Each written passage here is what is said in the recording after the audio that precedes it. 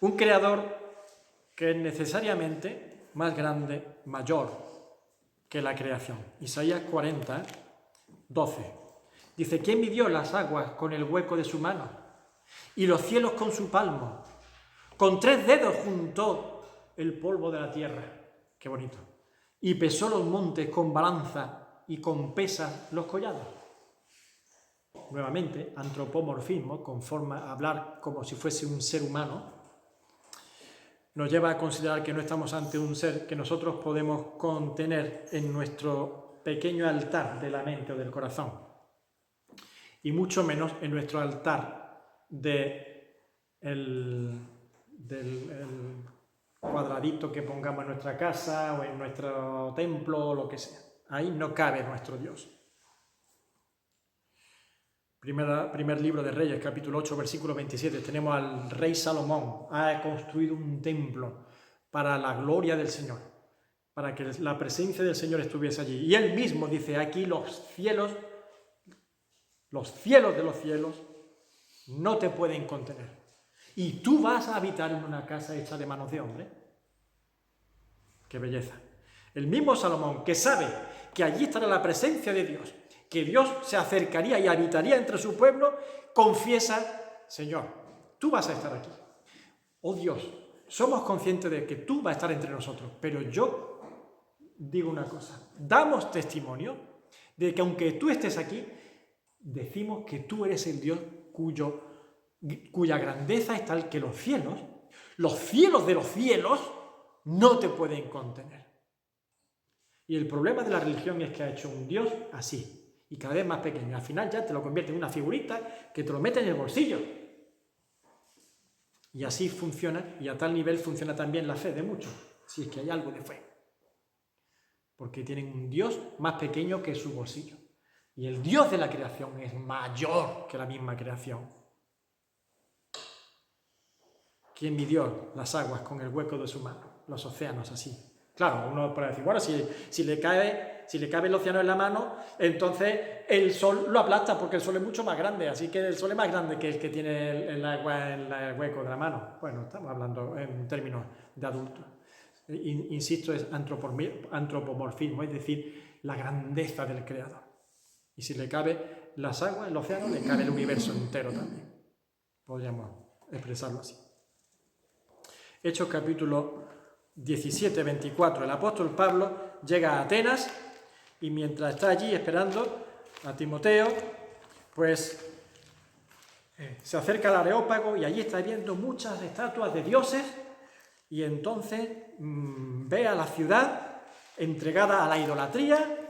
Él se enardece viendo tanta gente entregada a figuras de esculturas y le llama la atención de que por lo menos hay un lugar entre las esculturas, un altar vacío, y pone las cosas de los griegos, ¿no? En su sabiduría griega, ¿no? Decía, al Dios no conocido. Anda, pues mira, por lo menos le han hecho un hueco al Dios no conocido. Yo no sé si en los corazones de muchos de la gente en el mundo, aparte de todos sus ídolos, tienen algún lugar para el Dios que no conocen, para ese que dicen, pues yo no sé si hay Dios. Otros no le dan ni ese lugar.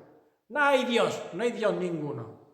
Pero hay quienes quizás tengan un lugar para el Dios no conocido. Pues a ese había que prestarle atención e ir quitando las demás figuritas.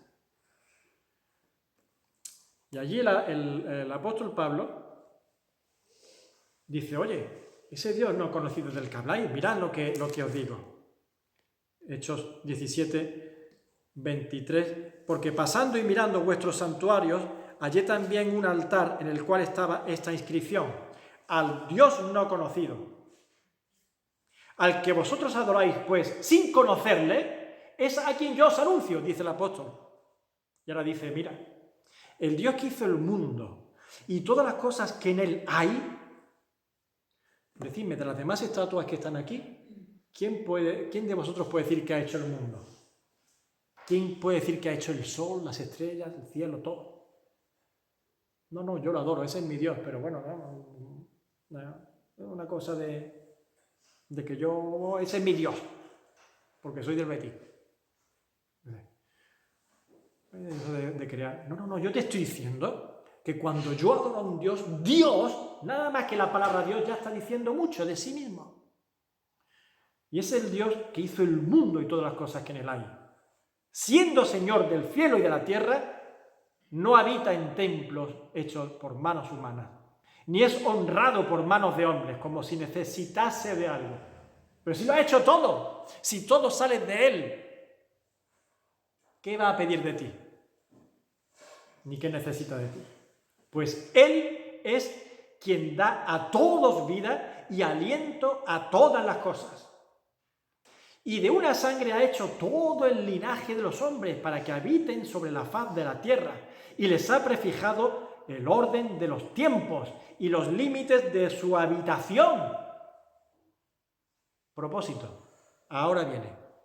Para que busquen a Dios, si en alguna manera, palpando, pueden hallarle, aunque ciertamente no está lejos de cabo de nosotros. Así que todo lo que te rodea tiene el propósito fundamental de que en tu estado de estar de espaldas a Dios, reacciones y mires y te des la vuelta y busques a Dios. Porque es que todo clama alrededor tuya de que hay un Dios que no habita en templos hechos por manos humanas y que no puede ser contenido por los mismísimos cielos. Él no es creado ni está sometido a ningún límite de la creación. ¿Cómo empieza Génesis 1:1? En el principio creó Dios los cielos y la tierra. Muy bien, Él es el creador, pero ¿cómo crea las cosas? Pues hemos leído en Hebreos, y que confirma el resto de la palabra, dice que Dios habla y era hecho. Y dijo Dios, ¿vale? Dios es el que crea, pero ahora ¿cómo empieza a crear? Pues, y dijo Dios, sea la luz, y fue la luz. Entendemos por la fe que todas las cosas fueron hechas por la palabra de Dios. Ahora, esa palabra es el verbo. La palabra es el verbo, el logos, porque en griego así se traduce esto que nosotros ponemos palabra, el logos, el verbo. El verbo es el agente que actúa dentro de una frase, sustantivo, adjetivo, verbo. El verbo es el agente que actúa, el que da acción a las cosas, ¿verdad? Así que el agente creador, el agente ejecutor es el verbo. La palabra de Dios, ¿quién es? El verbo. No digo qué es, digo quién es el verbo. Hebreos, capítulo 1, versículo 2. En estos posteriores días nos ha hablado por el Hijo, hablando de Jesucristo, a quien constituyó heredero de todo y por quien asimismo hizo el universo. Dios ha hecho el universo por medio del Hijo, por quien asimismo hizo el universo. Así que el verbo, que es el Hijo, está ahí funcionando. Dijo Dios, es decir, se puso en funcionamiento el verbo de Dios. Esteban, pero tú has dicho el Hijo, pero el verbo, ¿y el verbo qué tiene que ver con el Hijo? El Hijo no es Jesucristo, ese que nació hace 2000 años aquí. Sí. Mira, vamos a Colosenses, capítulo 1, versículo 15. Está hablando del Hijo.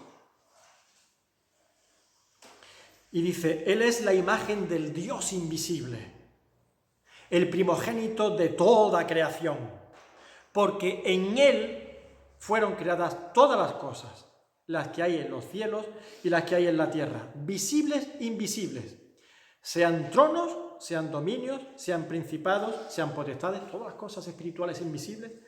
Todo fue creado por medio de Él y para Él. Y Él es antes de todas las cosas. Ahora, ¿os dais cuenta? Jesucristo, como dirían los fariseos, bueno, de este sabemos quién es su padre y su madre y sus hermanos, y sabemos su casa allí en Belén, donde nació y vivió también en Nazaret, pero ¿y eso qué tiene que ver con el Verbo? Pues aquí te dice el apóstol, Él es la imagen del Dios invisible. Él es ese Dios que se hace hombre y toma imagen y toma cuerpo y toma forma humana y se muestra al mundo. Y ese que tú le ves de carne y hueso ha hecho el universo entero visible e invisible. Y el Verbo es el que entonces vendría al mundo y se haría hombre y sería el Cristo, como vemos en Juan capítulo 1.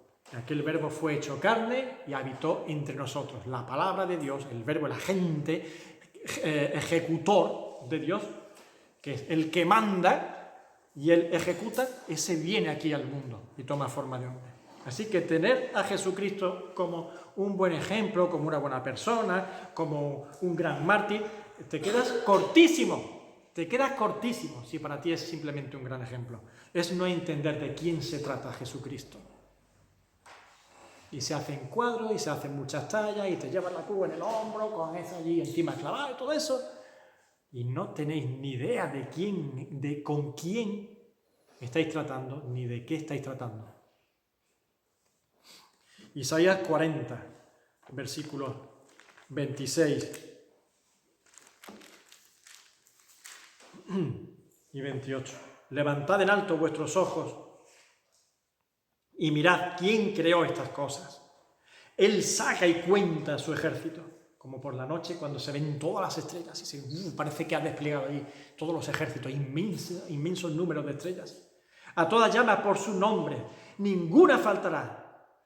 Tal es la grandeza de su fuerza y el poder de su dominio. 200 billones con B, 200 billones con B de galaxias, no de estrellas. 200 billones de galaxias, cada uno con cientos de miles de millones de estrellas, es lo que hay en el universo. A todas llama por sus nombres, ninguna faltará. Tal es la grandeza de su fuerza y el poder de su dominio.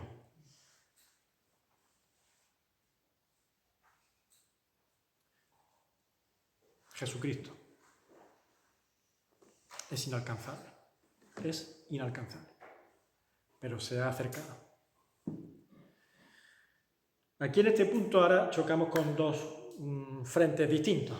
Uno es de gente que dice, pues mira, el universo es tan inmenso, eso que has dicho, 200 billones de galaxias, que se sepa, lo mismo siguen contando, porque esto es sin acabar. 200 billones de galaxias, ¿cómo va a haber nadie que cree que pueda crear eso? Y que encima, como tú dices, sea mayor que eso. Y después otros te dicen, sí, esto es imposible que salga solo de la nada. Esto no hay forma de que surja así espontáneamente y todo tan bien coordinado, funcionando todo de una forma en ajuste fino. Pero ese alguien tan grande, ¿cómo se va cómo va a pensar en ti? Ni se va a enterar ni de que tú estás ahí, ni se va a preocupar de tus problemas ni de tus cosas. Así que Dios o no es tan grande como para poder hacer el universo, o es tan grande que no puede enterarse de tus problemas. Bueno, pues en eso consiste. Tal es la grandeza de su fuerza y el poder de su dominio. Él saca y cuenta su ejército, a todas llama por sus nombres. Y si conoce cada estrella de los cientos de miles que hay en los 200 billones de galaxias, conoce tu nombre y el de tu vecino, y el de tu hija, y el de tu primo, y el que está en América y en el Japón. El de hace 1000 años y el que nazca después, dentro de 100 años. Y conoce tus problemas, y tus pensamientos, y tus sentimientos, y tus emociones. Y conoce todo, y lo sabe todo, y lo controla todo. Tal es la grandeza que traspasa los límites del universo y que controla cada átomo de tu cuerpo.